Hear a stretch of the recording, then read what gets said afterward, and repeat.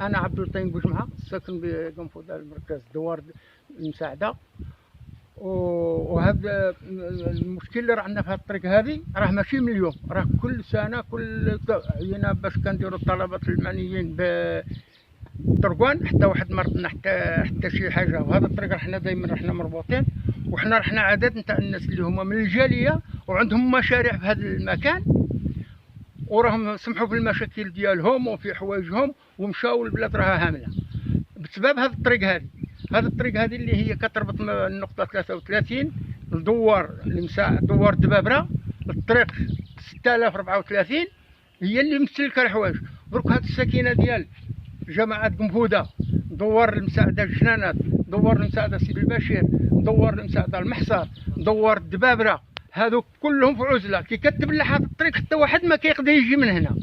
وكاينه هذه الطريق كتحل واحد طريق اخرى اللي كتدخل هي بنفسها وكتدخل دوار الدبابره الطريق 6034 وكتمشي لوجده.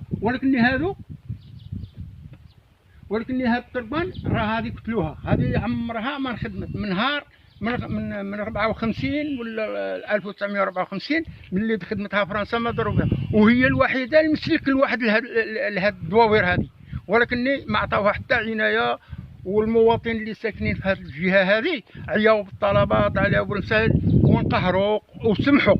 ولكن احنا ما نسمحوش، هذه البلاد ديالنا وهذا الوطن ديالنا. وخرجنا انا عام 50 عام وانا كان ندير في واحد المشروع، وواحد السيد واحد اخر عاود نفس المشكل جانا التعاونيه التربيه نتاع الفلاليس كما نقولوا لهم تاع الدواجن، ومسكين سمح فيها وراه قاعد درك بهذا الطريق. درك ما جاش، درك ما عنده اللي يوكل له الدجاج ديالو ولا يديرو راه معزول.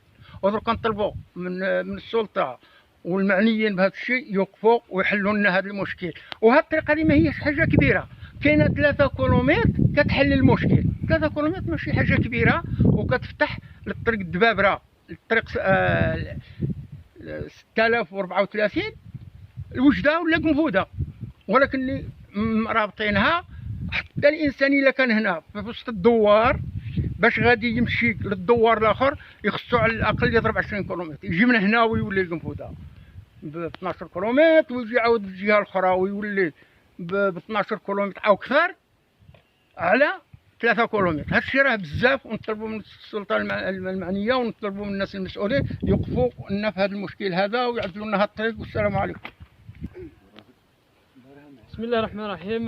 بوسعاده نور الدين، الساكن بدوار المساعده جماعه قنفذه الاقليم جراده. كنتواجدوا هنا في طريق دوار المساعده الفضل الابيض. عندنا واحد المعاناه ديال الطريق هنايا. هي ضاعت، ما كان لا مراقبه لا والو. الطريق راها ضايعه. كان عندنا مريض ما كان متفوت، عندنا مشاريع ديال الفلاحه، ما كان كاين مشروع ديال الزيتون، كاين مشروع ديال الخروب، كاين مريض ما كان لا لافينوس من تفوت، لا سيارات الاسعاف، لا حتى شي حاجه. كل شيء راه واقف درك، ما كان لا معاينه لا مراقبه. حنا نطلبوا من السلطه المحليه والسلطه الاقليميه عفوا تدخل عاجل، والله يرحم الوالدين. والسلام عليكم.